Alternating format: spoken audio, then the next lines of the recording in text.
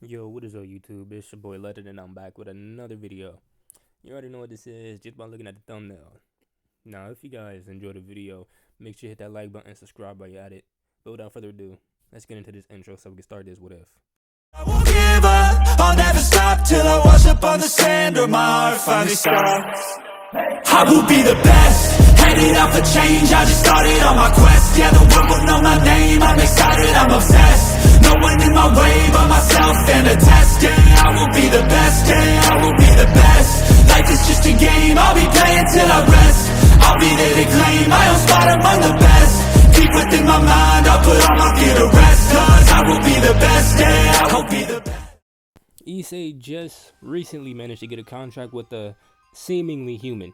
The human requests him to spend one day in a week with him. In exchange, he will make a contract with Issei. That human has a hobby of fishing really late at night, so Issei must often to return home very late. But he wasn't disappointed though, because Asya will always on his bed in her birthday suit and sometimes a Kano-san. Issei looked a little down when he began to think about Ria's butcher. Since the day Naruto appeared, she climbed to his bed. She did not climb into his bed anymore. Sure, he knew that Naruto was Butcho's first friend and they were really close. Still, he didn't like it. He noticed that Naruto is extremely strange though. He can't find any lust coming from him when he lied with a naked Rias on top of him. What are you thinking about so much, huh, devil? Asked the human that he signed a contract with. It was an old man with short black hair and yellow bangs with cover his front. The man also had a beard. His eyes were purple like that of a fallen angel that he saw. Nothing actually, replied Issei and turned his head to the man. Is that so? If you want to talk, then I'll listen. You helped me a lot from dying of boredom after all. The man looked at Issei with a smirk. No, it's nothing really, Issei refuted. He then looked out at the sky and wondered, would Butcho ever going to show him her opie anymore? The next day. Elsewhere in the city, two figures were seen walking in really large robes that covered their faces. Nothing can be seen except the lower parts of their face and the mop of hair. One figure has a mop of blue hair that was seen under the hood. The other has chestnut hair. The rest was also hidden by the hood. The one with the blue hair seems to carry something really big and has a form of a sword wrapped in bandages. I'm so hungry, Zenobia-chan, whined the figure with chestnut hair. The other figure sighed and said, it was our fault that we forgot to bring food with us. Now we must find the nearest church and spend the night first. About the food, a sound of stomach rumbling interrupts her statement. I'm so hungry. Can't stand it anymore. The figure with chestnut hair shouts and expressively raised her hands up in frustration. If you two are that hungry, then I may as well treat you for lunch, said a voice behind them. They were startled by the voice because they couldn't feel whoever it was behind them. They couldn't feel their presence at all. When they turned to the direction of the voice, they saw a very attractive teenage boy with lazy eyes. The boy wears a high-collar white t-shirt with a small yin-yang symbol at the top corner of the right of his t-shirt and black pants that often was seen worn by kung fu masters. Naruto decided to sneak out of the class today. Surely he knows that he will get some punishments when Oju-sama finds out, or even Sona Kaicho. But he already told Oju-sama that he didn't have any attention to go to school. After changing his clothes in Kamui Dimension, Naruto decided to go to the game district first. But the two figures in front of him caught his attention because of the holy energies, and based on their conversations, they were very hungry, so Naruto decided to help them out and find out what they were doing here in the territory of Ria's Gremory. Hearing that immediately caused the chestnut figure to immediately appear in front of Naruto and ask, really? You would treat us to lunch? Naruto's sweat dropped hearing her voice so excited like that. Guess this two were very hungry. Yeah. I just can't walk away when I see two girls need help. Yay! The figure with chestnut hair jumped up and down happily. She then turned to Zenobia and stated, you hear that, Zenobia? This boy is going to treat us to lunch. The figure with blue hair just smiled slightly and nodded her head. Well, let's go then, exclaimed Naruto. The two girls began to follow him at some restaurant. After ordering some food, Naruto and the girls began to wait for their order. Seeing them still in their robes, Naruto proposed. Maybe you two should get out of those robes because eating in them won't be so comfortable. We're fine. Thank you for your concern, refuted the girl with blue hair. They are still wearing hoods, by the way. At least put down the hood then. Both figures looked at each other and then nodded their head. When they put down their hoods, Naruto slightly raised his eyebrows. These girls were fairly good looking. The one with blue hair has a short hairstyle with green fringe on the right side of her hair. She also had dark yellow eyes. The one with the chestnut hair held her hair in twin tails. She also has big purple eyes that look really innocent, unlike her partner, whose looked more mature. The girl was also checking out the boy in front of them. He has spiky yellow hair, with the front bangs slightly covering his eyes and the side bangs framing his face. He had a slightly mundane look. That is strange because as far as they knew, males always ogle when they are with beautiful females in front of them. Yet this boy seems indifferent about the fact. One more thing that made them curious is that they felt a slightly holy energy coming from him. Does this boy, is he like them as well? When the food was brought to them, both girls began to shove as much food to their throat as possible. Seeing the sight caused Naruto to sweat drop. These two maybe didn't eat for a week to be this hungry. After they finished, both began to pay their stomachs. I think he meant pat their stomachs. Ah, I feel so full now, exclaimed the girl with chestnut twin tails. She then turned to Naruto with her big innocent eyes and prayed, "Thank you for your kindness. May God bless you." Normally hearing that, if Naruto was a devil then he would feel a headache. But in Ultimate, things like curses and prayers did not affect him. It's nothing really. I just helped out the two girls indeed, retorted Naruto and drinking his lemon tea. Still, you are the only one who decided to help us. I appreciate that, replied the girl with short blue hair. Well, let's introduce ourselves first. For start, I am Naruto. No family name? What about you two? I'm Zenobia Quarter. Nice to meet you, Naruto-san. Zenobia bowed her head politely in greetings. My name is Irina Shiru. It's a pleasure to meet you, Naruto-kun. Irina winked playfully at him. Zenobia decided to ask the question that was on her mind right away. I feel a bit of holy energy coming from you. Could you explain why to me, Naruto? Naruto felt a bit surprised. He has a bit of holy energy in him. That fact he heard for the first time. Sorry, Korta-san, but I myself didn't know that it exists in me until you pointed that out. I see, replied Zenobia. The boy he wasn't even aware that he has holy energy in him. That's strange. Thank you once more for treating us, Naruto-san, but I think it's time we must leave. You can come to the nearby church to visit us if you want to, though. Yeah, I'll be glad to see you, Naruto-kun, anytime, exclaimed Irina energetically. With both girls stood up and left him alone there. Naruto was still thinking about the new information that he recently found out about himself. There's holy energy inside of him. The question is, how did it appear in his body? He then looked at his watch aside. It's still so early. He may as well visit the game district to kill the time.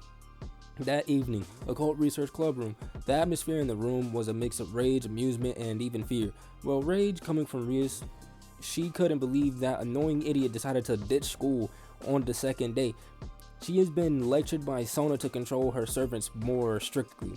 Amusement is coming from Akino that Naruto-kun sure is amusing. He could rile up Butcho anytime he wants. Not only that, he decided to do whatever he wants. Fear is coming from Issei. Sensing Butcho's rage caused Issei to tremble in fear. He was not foreign from female fury after all. Kaneko and Kiba were also in the room. Kaneko was reading manga while eating chocolate chips. Kiba, though, keeps silent. He just looked down at the ground in deep thought. Yesterday, when he accidentally noticed the holy sword on Issei's childhood photo, he started to recall his goal, why he exists. And then, not long after that, he encountered the same crazy exorcist Freed. He is the only survivor of the Holy Sword Project, and he has devoted his life to destroy all fragments of Excalibur. That Naruto, how dare he ditch his school just right after he got registered in yesterday, Ria shouted out furiously. But didn't Naruto Senpai already tell you that he hated schools? Kaneko replied in a monotone voice while not taking her eyes off of the manga. He still didn't have any right to ditch class. Do you know how much I need to hear Sona lecture me about controlling my servants more strictly? Retorted Rias while holding her temples. Ara, perhaps Naruto-kun decided to hang out with other girls. Perhaps he just wants to hide the hidden pervert in him, Akino exclaimed with mischievous eyes, but her joke didn't work because Rias was a deadpan expression on her face. It's about Naruto we're talking about, and he is such a prude. He sure as hell won't ever do something like that. Unknown to both though, Akino was actually right. Forgot to mention Asuya. She is keeping herself close to Issei as usual. Asuya was confused about Naruto when she first met him. This fact only she noticed maybe because she was a former nun, but Naruto has a bit of holy energy inside of him, and she could see through the illusion that he put himself as a devil. Naruto is not a devil that Asuya was sure of, but then why did he need to hide the fact by pretending to be a devil? It seems Naruto-kun won't appear anytime soon. But Akino looked out of the window and the sky began to darken. It seems so. I've forgotten to mention this, but yesterday I felt two humans with holy energies that entered our territory. Be careful out there, everyone. Rias warned her peerage and narrowed her eyes cautiously. That night at Issei's house, when Issei and Asuya returned home, they immediately noticed two holy energies inside his house. Issei and Asuya rushed to his house in hurry and worry. Unknown to them, Naruto has Kamui'd himself on top of Issei's roof and looked down as both of them ran into the house. When he reached the living room, he heard a cute female laugh coming from the room. Issei slowly opened the door and saw two attractive girls wearing robes sitting opposite his mother. The girls with chestnut hair immediately noticed Issei and exclaimed, "Long time no see, Issei-kun." Issei just blinked in confusion. Did he know this hottie? Are you don't remember me? It's me. The girl is pointing to herself and smiles cutely. Issei still couldn't recall the girl, so his mother decides to refresh his memory by showing the photo album. She showed him the same picture that Kiba has accidentally put his eyes onto yesterday. Look here. This girl is in the photo with Shido Irina-chan. Issei was surprised hearing that because he actually thought that the girl in the photo with him was actually a boy because of that she wore back then. Huh? But that was all Issei could spell. She was such a tomboy back then, but now she has grown up into a real beauty, said his mother with a smile. Sorry to disappoint you, Hyodo-san, but I actually found someone more suitable for me than Issei-kun, Irina retorted while thinking about that mysterious boy she met and treated both her and Zenobia to lunch. That's disappointing, Issei's mother whined in slight grief. I really thought that you and a boy back then, exclaimed Issei. That actually surprised his mother. That's just rude, Issei. How could you? But Irina decided to interrupt her. It can't be helped. I looked like a boy back then after all. Irina then narrowed her eyes slightly, like she knew something. So many things have changed since we parted ways, right? You can never tell how people will change. Zenobia though just glanced at both Asuya and Zenobia with apathetic eyes. Yeah, he wrote that wrong. I'm going to reread that. Zenobia though just glanced at both Asuya and Issei with apathetic eyes. Not feeling anything dangerous, Naruto decided to Kamui back home. But when he arrived there, a very pissed off Rias was standing there and tapping her feet rapidly. Naruto began to sweat from nervousness. Sure, he knew what the result of his actions would be, but that didn't change the fact that his Ojusama is looking very scary right now. What do you have to say for yourself, Naruto? Rias asked with a chilling voice. Nothing. I already told you, I don't like schools. You can't force me to go there, retorted Naruto calmly and lied down at the sofa. Do you know how much trouble I got into from Sona, huh? Exclaimed Rias and putting her hands on her hips. Her eyes are squinting in displeasure. Hi. I won't ditch school anymore. School is such a pain, replied Naruto lazily and looked up at the ceiling. Rias decided that it's enough nagging at Naruto for now. She suddenly jumped on him and buried her face into his chest. Naruto looked down lazily at the top of her head and exclaimed, when will you stop doing this, Ojusama? Rias looked up at him playfully and also answered his question with the other question. When will you stop asking when I will stop doing this, huh, Naruto? Naruto rolled his eyes and made a ch, then closed his eyes again. Rias decided to enjoy the moment for a while before she fell asleep. The next day in the occult research club room, Zenobia and Irina decided to meet up with Rias Gremory to talk to her about their business. Everyone was present except for Naruto. He's standing outside of the room right now. No need to reveal himself as part of Rias' peerage when it is not necessary. I appreciate your cooperation. I'm Zenobia. Zenobia introduced herself. I'm Irina Shido, said Irina with her cute voice. Well, for what reason would servants of God desire to meet a devil? Wondered Rias and crossed her arms underneath her bosom, as well as crossed her legs. Well, we are here to return the stolen 3 fragments of Excalibur that was stolen by fallen angels, exclaimed Irina. Hearing that caused everyone from the peers to gasp in surprise. Stolen? Repeated Issei. The ones we have are this. Holy Sword of Destruction, Excalibur Destruction. Zenobia presented them with a huge sword that she was carrying along. And my Holy Sword of Mimicry, Excalibur Mimic. Continued Irina, winking, and showed her rope that wrapped around her left bicep. So, what do you want from us? Wondered Rias. This matter is between us and the fallen angels. We can't afford to deal with devils of this city, stated Zenobia with a serious look. You really thought that we would side with fallen angels to do something to the holy swords? Retorted Rias, and her eyes became very serious. Zenobia met her with the same gaze and replied, devils hated holy swords. You are not in the same position as fallen angels. Rias felt pissed off that she can be seen through her eyes as she began to glow crimson. If need, we will deal with you as well, Rias Gremory. It doesn't matter if you're the sister of one of the Mouths, warned Zenobia with a cold voice. You are well informed, but I will at least say this. I will never side with a fallen angel, exclaimed Rias with certainty. That is good to hear. I know that Miles' sisters is not that foolish. We will be on our way now, said Zenobia. Then both she and Irina prepared to leave. Rias invited them to drink some tea, but Zenobia declined and said that she has no intention to befriend the devil. Zenobia then looked at the corner of her eyes and saw Asia. Since the moment I stepped up to Hyodo Issei's house, I felt a familiar presence. Are you Asia Argento? Demanded Zenobia, looking at Asia. Hi, replied Asia with a soft voice. I never thought I'd see a witch here, exclaimed Zenobia, with apathetic eyes. Asia's eyes widened in surprise at being called a witch again. Oh, so you are the same ex-nun that was exiled for the ability of healing devils, but fallen angels as well. Never imagined that you'd become a devil, added Irina. Asia is looking down at the ground in shame and distress. She couldn't justify herself because what they said is the truth. To think that a saint became a devil. What a disgrace, said Zenobia disdainfully.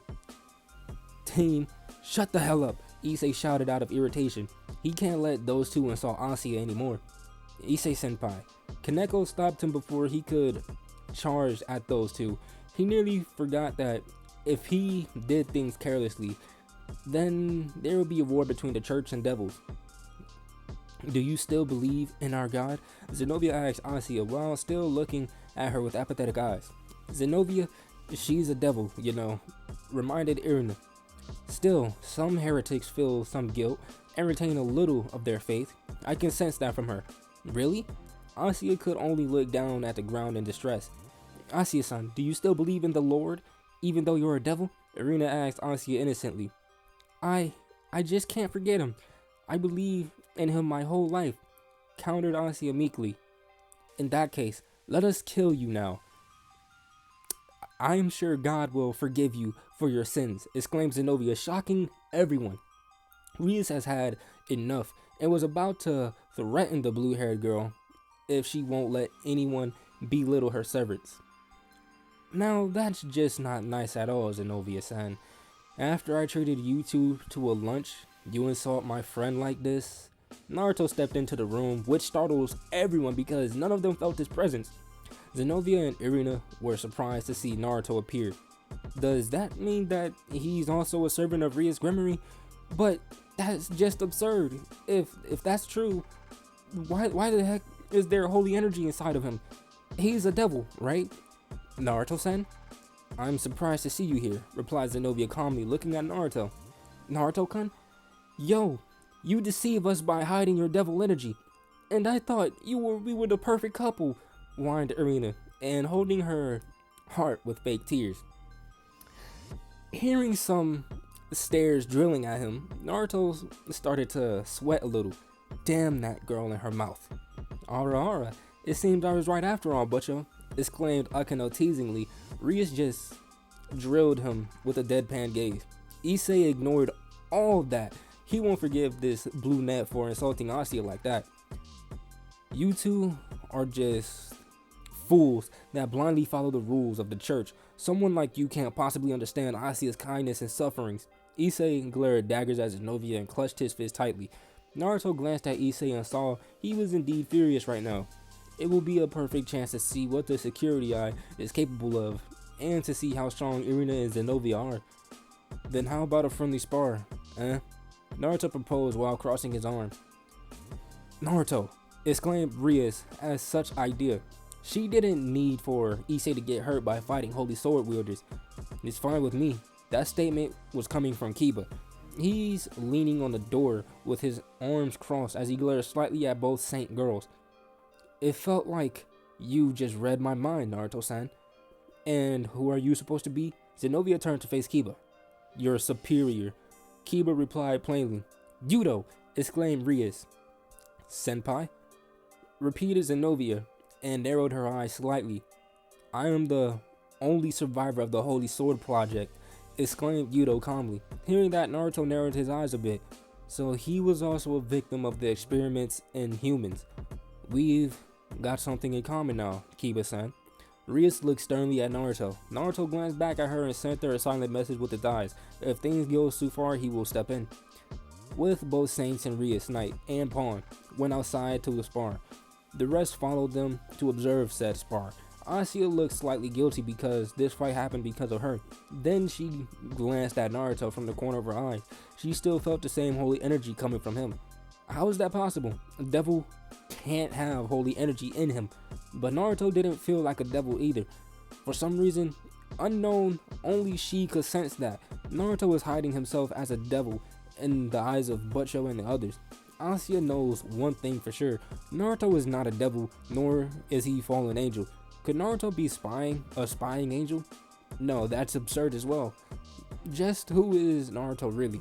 Asuya really wants to find the answer to that question. But guys, I'm going to end it off right there. If you guys enjoyed the video, make sure you hit that like button and subscribe while you're at it. And I will see you guys in the next one.